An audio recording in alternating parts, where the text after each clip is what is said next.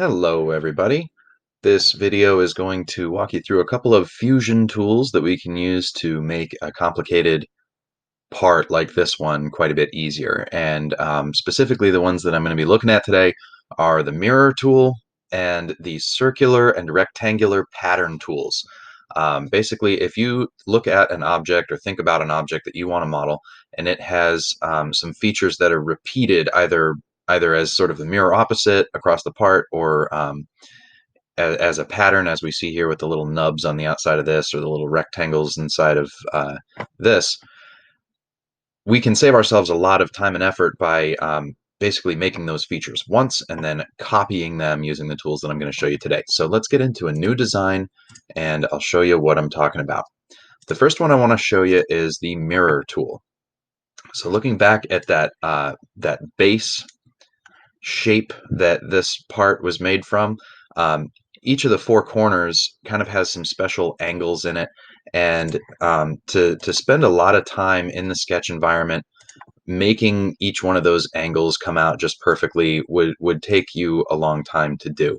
So instead of doing it 4 times, we could just do it one time and dimension it properly.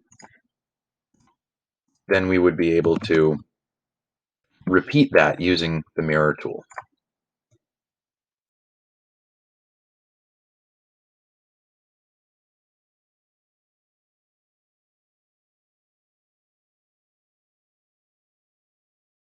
I have my sketch for 1/4 of this. I'll finish that, extrude it,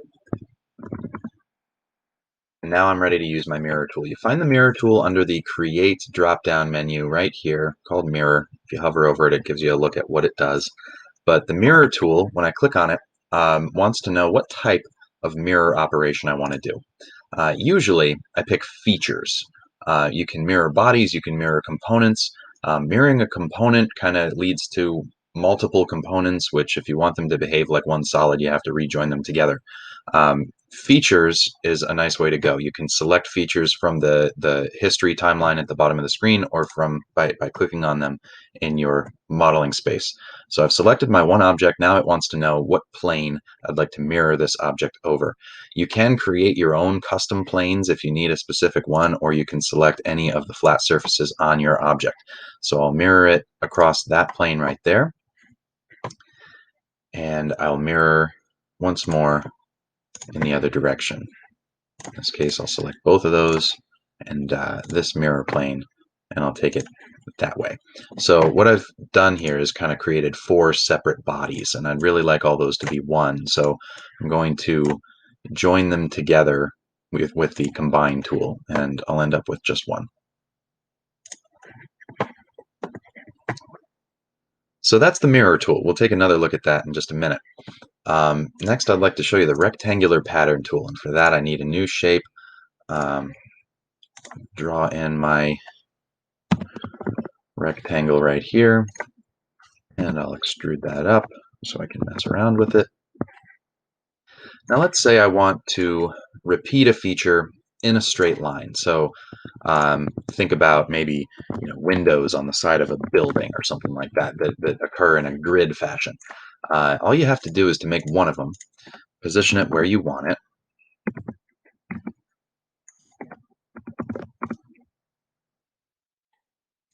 and with the rectangular pattern tool, you can repeat that feature as many times as you want to in multiple directions.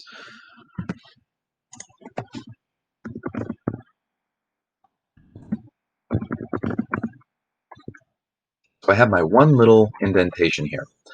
My rectangular pattern tool happens to be here in my quick access menu, but you can also find it here under the drop down next to the pattern tool. So I'll select that rectangular pattern. I'm still set to features here, so I'll choose just that last extrusion that I made as my feature. And for directions, I can select edges on my object to sort of give this a frame of reference. And for my first direction, it's trying to go the wrong way. So I'll pull that arrow back in the direction that I want it to go.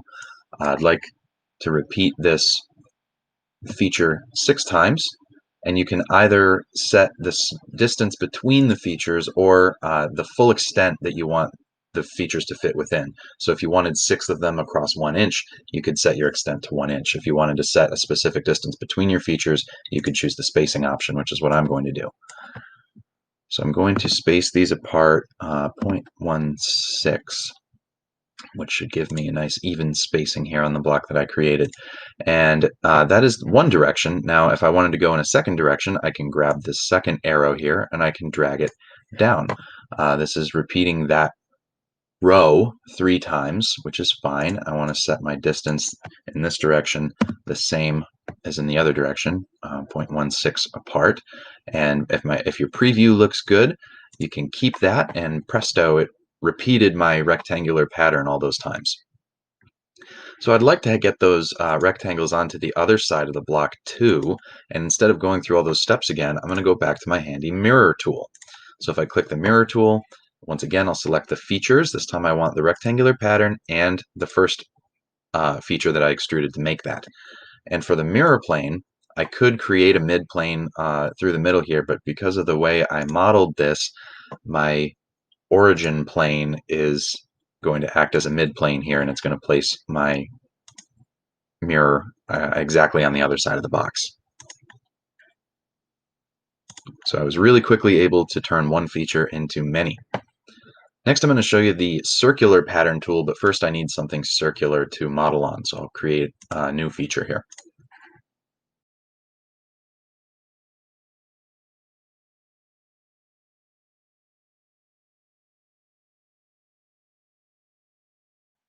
So I have this little nub here that I would like to repeat across the top of this arc 12 times. For that, I'm going to use the circular pattern tool. And it works a lot like the rectangular pattern tool. First, I've got to select what features I want to repeat.